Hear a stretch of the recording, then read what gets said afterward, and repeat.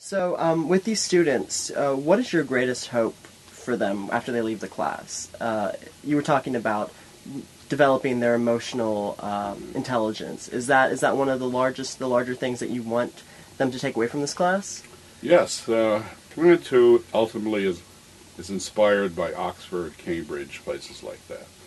Their goal in the 1500s or so was to make a gentleman, a gentle man, actually. It's how it came about. One who had humane attitudes. But most of all, one who was well-rounded. And so that is my goal, that the students hammer their thoughts into unity. More than that they only connect, or other motto, connect the emotional with the rational, and become a whole person as much as possible. And that they start that journey, they start that pilgrimage to what psychologists call the ultimate health, the ultimate holistic unity of the self. And, you know, in this process of trying to attain this ultimate unity in the self, do you feel like, because from my personal experience, when I left the class, the students that I left the class with, we were probably closer than any other Plan 2 students. Yeah. Do you think that develops really long-lasting relationships because you're sharing in that experience with other students? Yes, that's another feature of my class, which sort of just came about by itself as a side effect. But because of there's an emphasis on emotion, plus there's a lot of experiential activities, and there is a heavy workload, there is an intensity of interaction, which I encourage. And it's true that for many people, the most important reason to go to college is to make those friendships, connections, relationships. I don't focus on it directly, but I hope that it comes about on its own. Would you say that your class is largely centered around group discussion with guidance from you? And because, I mean, that's what I would think it is. And do you feel like because of that, it leaves room for a lot of heated discussions and exciting interactions between the students? Well, ideally, that's the way it'll work. And in the first semester, they had minus 45 points if they didn't lead a discussion at least once. In the second semester, minus 60. So in this class, everybody has led a discussion. However, last year, or the year before, some people would rather take minus 60. Then lead a discussion. Yes, isn't that incredible? And minus 45 the previous semester. Oh, goodness. But at any rate, yes, so we have discussion, and I've been looking for controversial topics to get that excitement, that electricity. And first I thought Darwin might be it, and then I saw Earthlings. Oh, great. That leads into the next question. This is dynamite. Yeah, and I remember seeing that, and that was a very intense film. For those who don't know, Earthlings is a film about animal rights and the cruelties that are done to animals through either the fashion industry, for food purposes, and other reasons. And scientific research. Scientific research. Oh, such that was as is horrible. happening right on this campus. Yes, and one of our students in our class, yes, Julie Chang, was I have her testimony in my readings for the current class. Yeah. Oh, wow. She's over there again. She's still working on whatever she's. I don't know. I hope. Well, and then had another student who did a tremendous testimonial about working over there. Really? Even though it's very secret.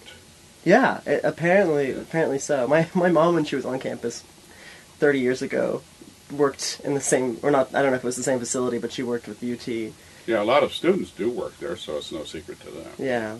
So, speaking about these animal rights, tell us about your unique connection to and respect for animals, and how that ties into. I mean, I know you've integrated that more into the course this or last year. Yes. So, where did this come about? This respect. Well, this has been true of my whole life. I've passed it on to my daughters and so on, but it's especially powerful because Earthlings and many other writers set up an analogy between our current treatment of animals and our past treatment of Jews and our past treatment of Africans.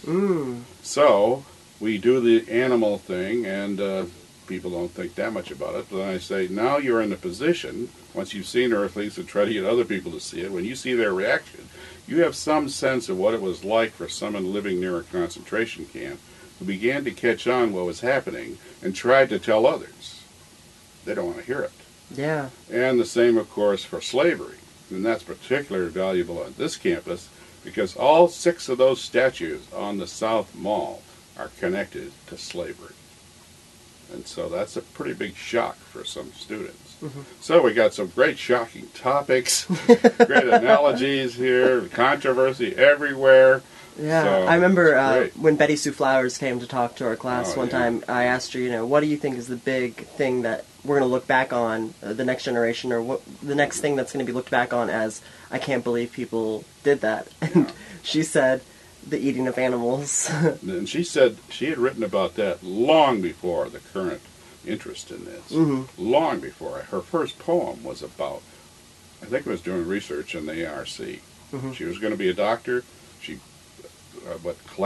had to pull the eyes out of birds and made a big pile of them. She wrote a poem about it and thought, this isn't for me. Wow. that is twisted. Well. But pulling out birds, I have a pile, gosh. So, for incoming students, I wanted to mention that one of the major highlights of the class, there are a lot of highlights in the class, but one of the major ones is the trip to your ranch every semester. Ranch party, yes. And how does that relate to the class? Well, once you put in Earthlings and animal connections, it's like the final exam. Yeah, right. Exactly. Here's some real animals. Yeah. and they're very good examples because they are wild. They've never been tamed. Mm-hmm.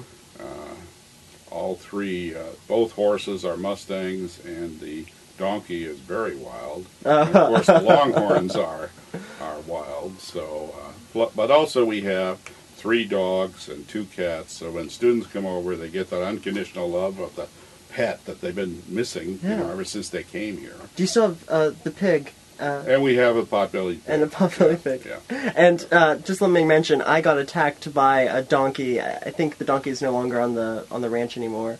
But the mean white donkey. Oh, the big one. Yeah. Right. The night I went out in the middle of the night. We have his daughter. You have his daughter, Zoe. But you know what I just found out? What? More people are killed by donkeys than die in airplane crashes. That is so much more comforting now. I couldn't imagine it, but you know it personally. Yeah, I mean, but I've heard. He was the big stud. He was the big. Yeah, he was showing off too. Anyway, that was a fun experience. So I wanted to mention that I want to warn incoming students that Bump's class is not easy. It is very emotionally involved and work intensive. Would you not agree? I mean, absolutely. Yeah. You need to know it's work intensive. Yeah. It's not a goof off class. It's quite the opposite. Yeah, most definitely. And so there you have it, straight from Bump's mouth. Is there anything that you would like to add, Professor? No, I just look forward to students who've seen this video and know what they're getting into. Yeah, awesome. Fantastic. Thank you, Professor. Okay, thank you.